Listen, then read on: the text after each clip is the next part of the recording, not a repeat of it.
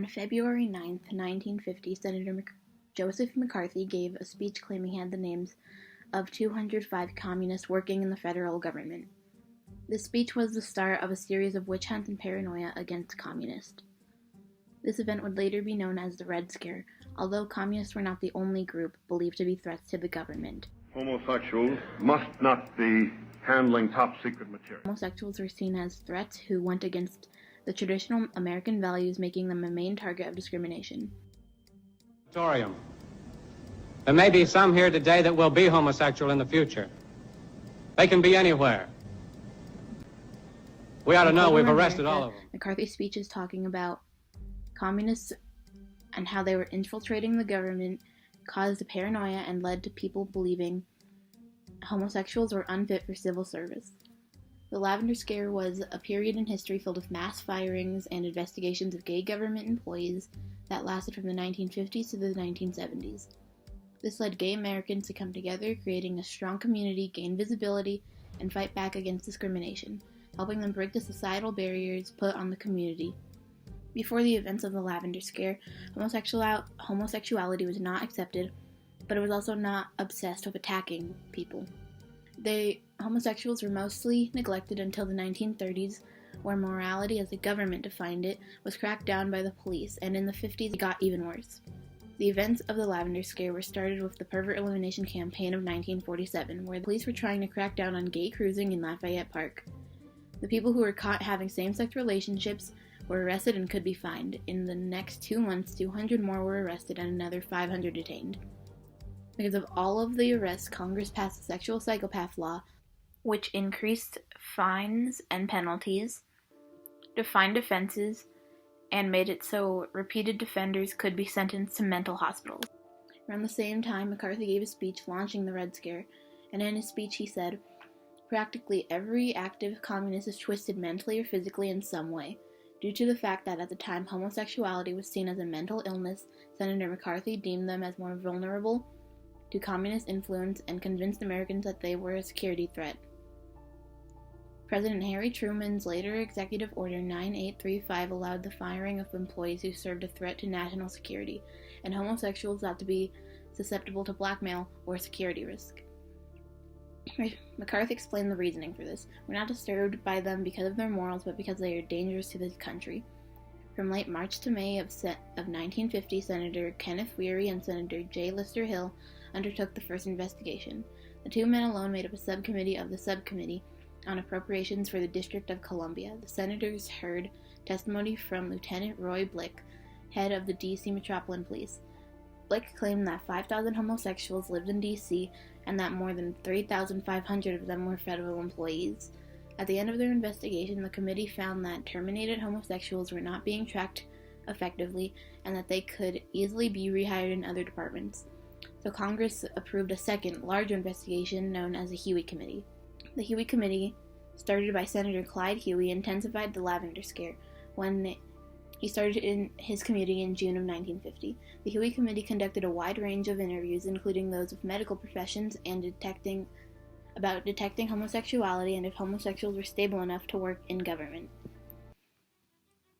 Later, they also interviewed the director of the newly formed CIA, Admiral Roscoe Hillenkotter, who argued that all gay men and lesbians were security risks in all government positions. Roscoe Hillenkotter outlined specifically why homosexuals were security risks in reasoning that they were susceptible to dominant personalities, were vulnerable to interrogation, were easily blackmailed in order to hide their condition, they were well known in their own circles, easily seduced, especially gullible, usually tense due to trying to hide their sexuality, and specific Soviet targets for blackmail.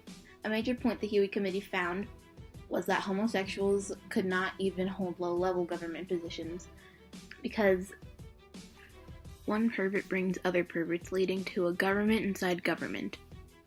The consistent symptoms of weakness and instability which accompany homosexuality almost always represent danger points of susceptibility from the standpoint of security. After completing its investigation, the Huey Committee issued a report, Employment of Homosexuals and Other Sex Perverts in Government, summarizing its findings and recommendations. This report increased fines, extended jurisdictions, created a more organized system to track fired employees, and confirmed homosexuality was a security risk. The committee also found during the preceding 3 years, close to 5,000 homosexuals had been detected in the military and civilian workforces. This led to President Dwight Eisenhower's Executive Order 10450. This order explicitly added sexuality to the criteria used to determine suitability for federal employment. This banned gay men and lesbians from all jobs in the U.S. government.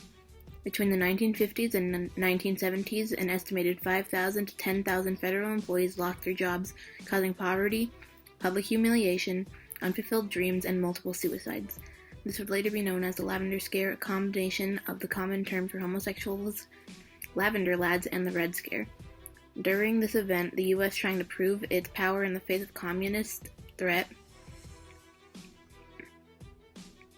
chose the LGBTQ community scapegoats because they were an easier target than the communists. Two civil service investigators came in, and they said, we have information which leads us to believe you are homosexual. Do you have any comment? Turns out there were two men, postal inspectors, who had heard that I might be a homosexual. They started asking me about my sex life. And then they said, we also want 5 names of other people you know. And to go home to them with a dishonorable discharge and the rationale for it, I couldn't do it. I was the first person to fight back out of all of those huge number of people that were fired in the 50s. Frank Kameny was a World War II veteran who began working in the federal government following his service. In 1957, he lost his job as an astronomer in the Army Map Service after being arrested for homosexuality. Years later, Kameny started the D.C. chapter of the Mattachine Society, the first national organization that fought for gay rights. Hal Cal, a leader of the Society's San Francisco chapter, described its purpose. An incorporated, nonprofit organization that is engaged in examining and doing something about the problems that face the homosexual in our country today. Hal Cal was inspired by the Lavender Scare to form his chapter. The Mattachine Society raised public awareness and connected gay communities through social events, activism, and a newsletter. Another gay rights organization at the time was called Daughters of Bilitis. Daughters of Bilitis, they were like the Mattachine Society. They were very politically active underground. One of their members, she was the one that got the American Psychiatric Association to remove homosexuality as a mental illness. In 1965, Kameny and his organization picketed the White House to demand a meeting on the treatment of gay government employees. The picket drew 45 participants from across the country and showed gay Americans that they could fight back against oppression, which led to more gay rights protests such as the 1969 anti-police brutality riots, a Stonewall Inn, and in 1998, President Bill Clinton officially added sexual orientation to classes protected from federal workplace discrimination, putting a formal end to the Lavender Scare. In 2015, President Obama legalized gay marriage in all 50 states, and in 2017, Secretary of State John Kerry gave a formal apology on behalf of the State Department. A sign of changing times in the federal government and in America as a whole. Since the dark era of the 1950s, major gay rights progress has been made. He officially repealed Don't Ask, Don't Tell, which means that gays and lesbians will soon be able to serve openly in the military. Legalizing same-sex marriage in every state in America. This is a first because he's the first openly gay governor. And to feel that they had a right to love. Kameny has been celebrated for his contributions to the gay rights movement in many ways. He had a D.C. street named after him, was honored by President Obama, and signs of his pickets are displayed in the Smithsonian. The mass firings of gay employees inspired gay Americans to break the barriers on how they were viewed in the workplace and America as a whole.